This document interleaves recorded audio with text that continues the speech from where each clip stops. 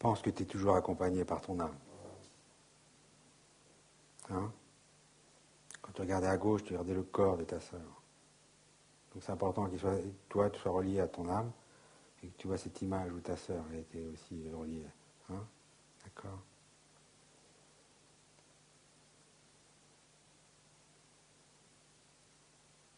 Quand le deuil dure trop longtemps, c'est de la colère, c'est de la vengeance. Hein?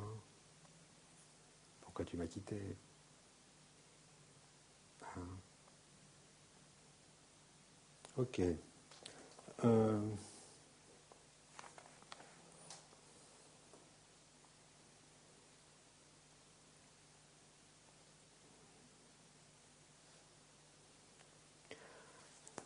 les mouvements, tu as ton mouvement, le mouvement de celui qui faisait le corps, là aussi. Oui, c'est des mouvements de l'âme, c'est des mouvements lents. Hein. Bon, et en particulier, les mouvements de l'âme sont encore plus longs il faut vraiment laisser le temps. Hein. Il m'a semblé observer que le comique qui représentait l'âme d'Hortense, l'âme précédait toujours et anticipait avec les mouvements à elle. Ah oui, exactement. Oui, c'est ça. L'âme. Alors là, j'ai pas mis l'esprit, tu vois, mais l'âme conduit. L'âme conduit. Et c'est pour ça qu'au départ, le corps, il était là, l'âme était là, et le corps, il était paumé, il ne savait pas où aller. Tu vois. Ah oui, l'âme conduit. C'est fou, hein. C'est vraiment fou. C'est vraiment l'expérience.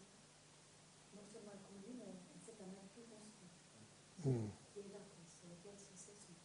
Alors le corps, oui, le corps, il s'appuie sur l'âme, parce que c'est l'âme qui... Que représente le monsieur? J'en sais rien. J'ai vu là. J'ai vu là, tu vois, ça a changé. Hein. Voilà, ça n'avait eu aucune influence, à mon avis, j'aurais dit assis-toi. C'est pas... Pour les mouvements de l'âme, ça marche. Il y a deux cas dans lesquels ça marche.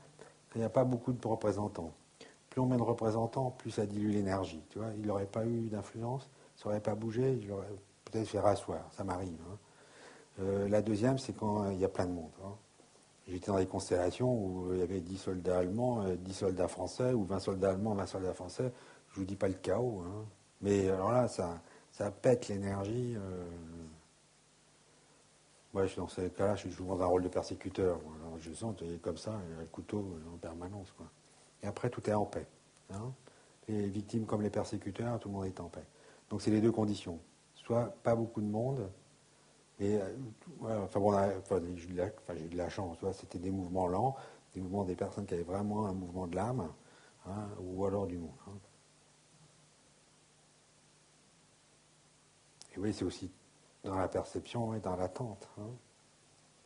Et chercher son corps. Hein. C'est pour ça qu'après je l'ai mis, je l'ai dit, va là-bas. Autrement, j'aurais pu encore attendre longtemps, tant que ça se fasse et tout, on peut faire confiance. Mais là, visiblement, elle changeait son corps. Hein. Et j'ai amené le corps quand j'ai compris que c'était pareil avec Hortense. Je suis d'accord, dans sa tête, c'est important, donc je peux leur amener le corps. Hein. Et donc chaque fois, c'est aussi une découverte pour moi, parce que, vous voyez, une âme qui est morte a la nostalgie de son corps qui est mort. Bon, comme si elle devait faire le deuil de son corps pour pouvoir repartir ailleurs, je pense. Hein. J'en sais rien.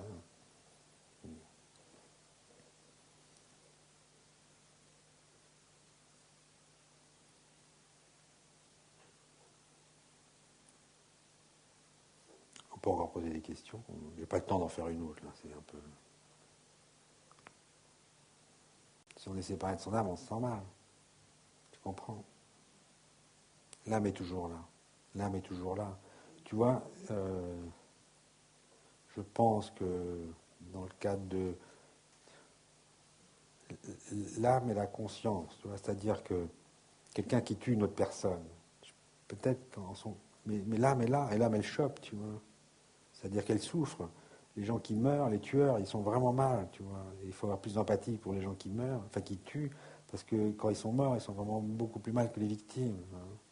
Donc je pense qu'il y a toujours, l'âme est toujours là. Tu n'as peut-être pas toujours conscience, tu vois. Et c'est ce qu'on fait quand on fait une constellation. On met l'âme, l'âme peut être là et tout, parce qu'elle peut être partie. Si elle veut aller vivre, aller mourir pour quelqu'un d'autre. Sinon, pour retrouver contact avec notre âme, sans passer par une constellation, c'est se regarder dans les yeux. Ouais, je pense. Le matin, tu te regardes dans les yeux et tu penses à ton âme. Non. pense que c'est une bonne indication parce qu'on le voit. Et puis j'ai eu plusieurs fois, tu vois. Même tu peux en profiter. Hein. C'est-à-dire, tu peux lui dire merci et puis tu peux sortir ton corps aussi. Hein. Hein. Parce que c'est important quand même de rester sur terre aussi. Jusqu'à ce qu'on meure.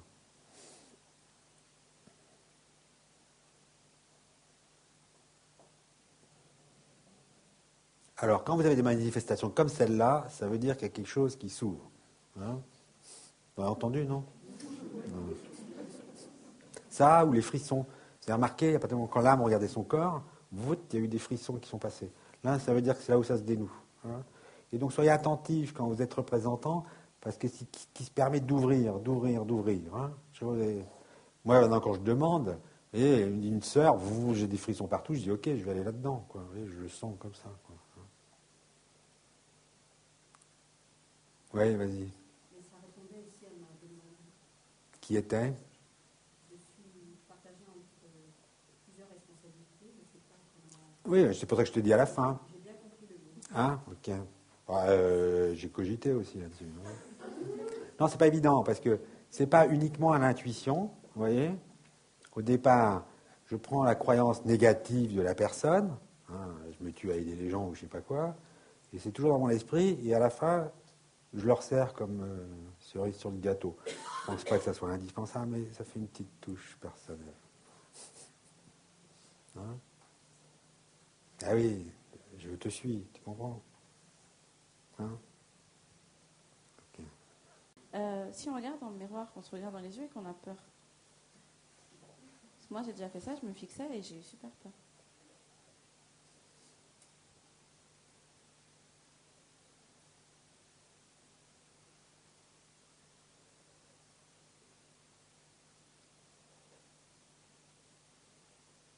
Là, pour toi, c'est un peu différent. Hein? Tu t'imagines dans les bras de ta mère. Ah. J'ai 22 ans. Ouais, tu vois de qui t'as peur. Hein? Ouais, imagine-toi dans les bras de ta mère.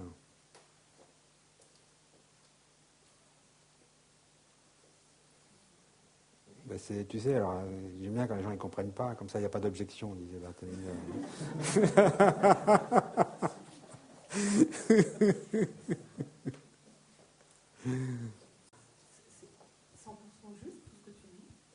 Bah, bien sûr que non. Attends, ça n'existe pas. Non, si j'étais parfait, je serais mort. Je préfère faire des erreurs. Ah ouais, bien sûr.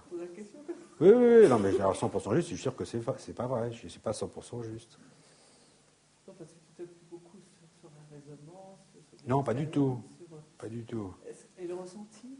Oui, toi, elle me pose la question, j'attends, je suis là, je me vide, et puis j'attends la réponse. Puis je donne la réponse que j'ai à l'intérieur. Mais je peux me tromper. Ok, ça va. Hein. Et quand elle ne comprend pas, c'est bon signe quand même. Hein. C'est super bon signe. Okay. Je voudrais juste vous donner 2 réflexions sur ce sujet pour conclure. Alors,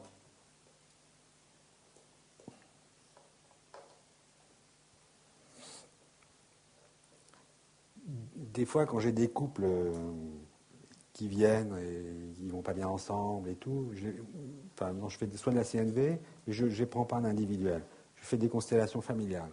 Et à ce moment-là, je prends les 2 personnes et je prends les 2 âmes. Hein? Donc c'était une introduction à la première phrase de Berthellinger qui disait « Je vois ton étoile et je suis la mienne ». Hein? Si vous aimez quelqu'un, vous aimez son chemin. Hein? Vous aimez son étoile. Et la deuxième, alors c'est peut-être pas sûr que vous comprendrez peut-être pas. J'ai oublié une négation peut-être. Non, c'est pas grave. Ok. C'est question de Berthellinger qui m'interpelle aussi. L'âme et la grande âme, sont-elles éternelles ou éphémères?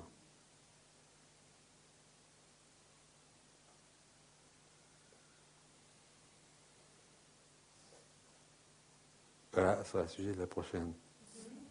Ah, c'est éternel ou c'est éphémère?